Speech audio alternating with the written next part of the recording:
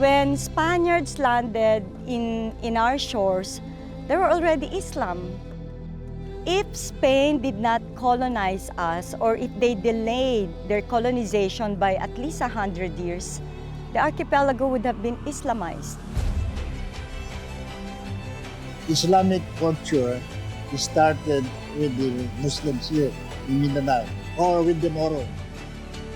These dishes is our identity. Through this food, it will share a lot of insights about being a Muslim living in a Christian country, the Philippines. We consider Mindanao as a melting pot of ethno-linguistic tribes with Tausug, with Yakan, with Sama, with Subanon, with Bajau, with Kalibugan. All these ethno-linguistic tribes comprise into one. One thing that binds them all is to enjoy the food. It gives people and places identity and pride and honor. It's really about culture and sharing it with others.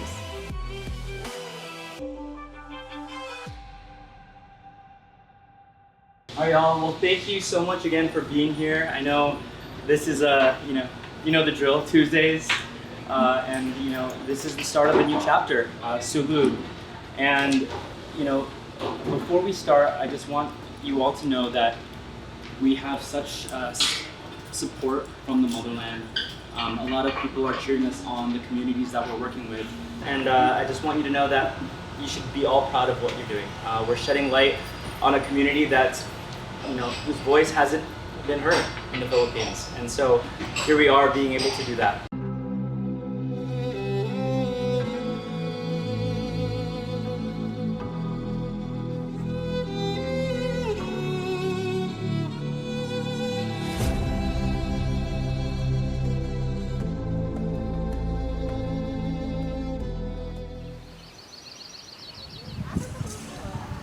We have no tribe in the Philippines. Because when you say tribe, it's very patriarchal. And for us, we have a matriarchal society because we have the babaylan and we look up to women. For us, it's more appropriate to call them ethno-linguistic group. The Yakan people are basically from Basilan. They are weavers by nature, and their livelihood is loom weaving. So you will know the origin of a cultural community depending on their pattern. Ano ang hanap buhay mo? Nag-weave para kami na mayroon ng kita ng pera. Mag-weave lang kami para kami nakakain. Mga anak ko po. Pag hindi kita magkain, hindi kita malakas ng katawan natin mag-weave. Na Yakan culture, bali yung kung ano po yung natutunan niya, tinuturo niya rin po sa amin. Kasi ang sabi din kasi niya, kung hindi naman sa sinasabing mawala agad, ang tao daw kasi hindi magiging bato dito sa mundo. So may ibig sabihin, may mapupuntahan po talaga ang lahat ng tao.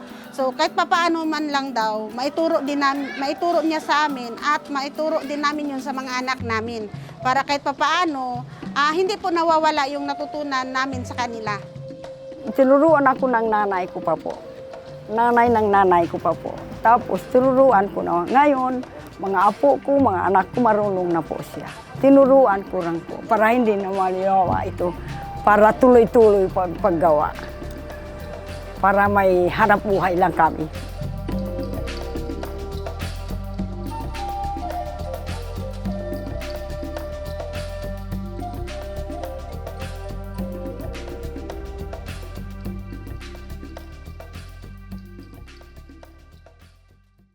it felt like very serendipitous for me because that was right around the time when I started to get this inner curiosity and just this unexplainable questioning and sort of like yearning to start exploring my roots and my own personal identity as a Filipino American, something past what I grew up with and knew Filipino culture. Growing up, I kind of just knew Filipino culture as lumpia, Jollibee, Pacquiao fights, Filipino parties, karaoke.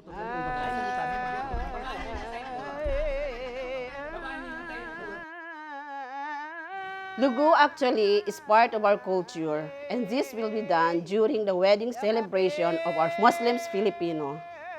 We did also this lugo during the celebration of Mauludin Nabi, which means the celebration of the birthday of our Prophet Muhammad sallallahu alaihi wasallam. This will be done annually.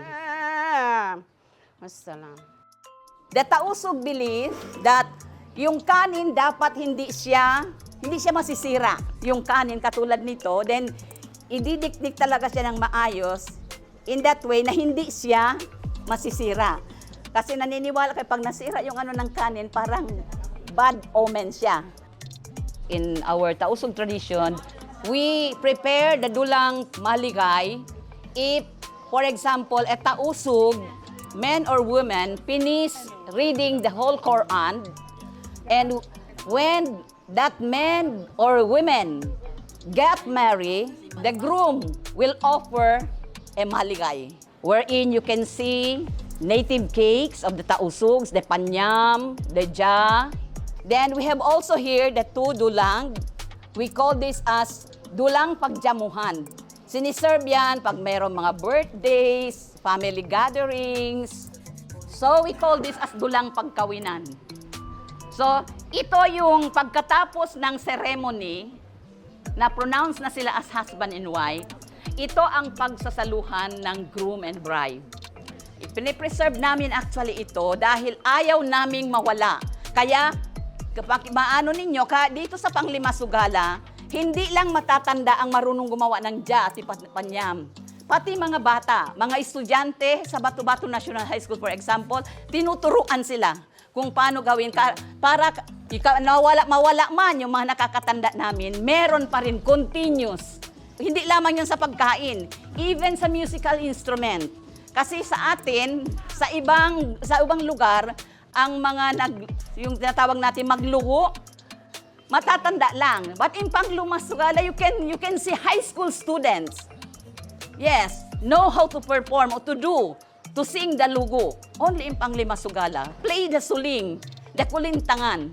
Yes, so we preserve this because we believe na hindi dapat ito mawala. Ito ang parang namin, simbolo ng pagiging Tausug.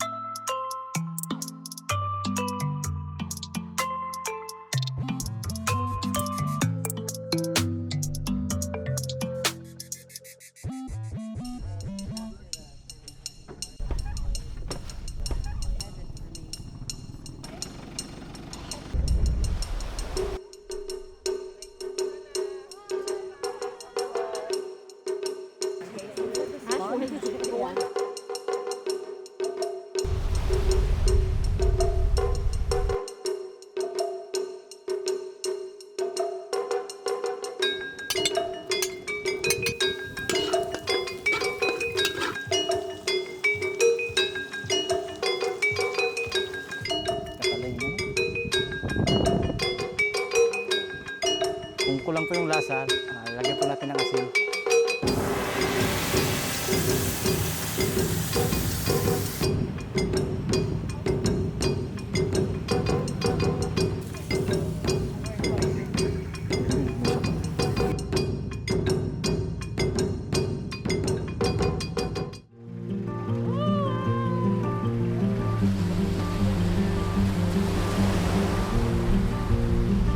Para sa amin po sa mga Tausug, ito po ay mahalaga sa amin po. Tuwing mga may okasyon, hindi talaga nawawala yung tinatawag namin na tiulaitum. Pag may mga kasal, tulad ng mga akika, meron talaga pong tula itom. Yung coconut po natin is matanda na po siya. Tapos susunugin po natin, gagamitin natin sa tula itom at saka chicken pianggang.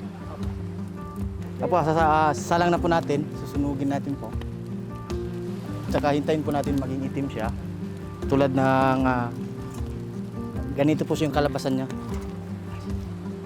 Ito po yung tinatawag na tula itom.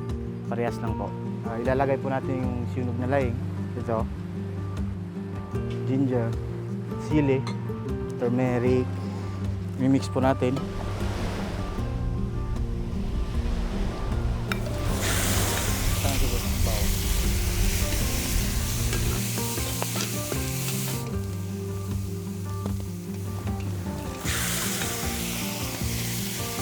Base po kasi sa aming mga ninuno dati, hindi pa po kasi uso yung mga pampakulay.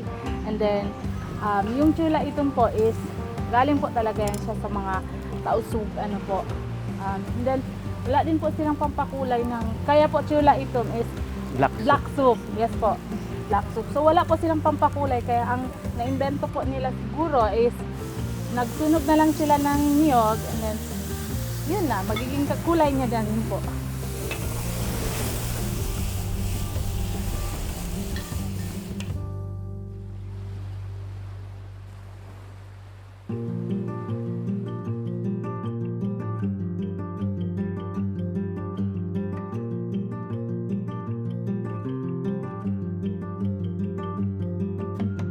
Learning about like the ingredients that were there before all the different cultural influences into the Philippines, and then like the different periods of time and like the cooking techniques, like all of that, and to try to like put that into the menu and like represent each dish to like show, okay, this cooking technique or this ingredient, like, it's really cool, and it's fun to be able to be a part of that. Food is food, but it cannot talk. And every dish tells a story. It's the people who give story to the food. So it's very important to have that connection, and you will be able to appreciate the value of the biodiversity, the geography, the warmth of different people across the islands. Simunur is a very historic place, and this Simunur can be considered the birthplace of Islam in the Philippines. Sheikh Karimur Makdum was the man who was responsible for introducing Islam to the Philippines. He arrived in 1380, and the first thing that he did was to construct a mosque. In fact, the mosque that he built bears his name until today, Sheikh Karimur Makdum Mosque. Islam spread northward to the Sulu archipelago, to Mindanao, and even to Manila. Until today, we have the mosque, and what is remaining there are the pillars. Regarding the original structure of the mosque, we preserve the original structure, the pillars. It's still inside of the mosque, and this is 644 years ago, and we preserve it.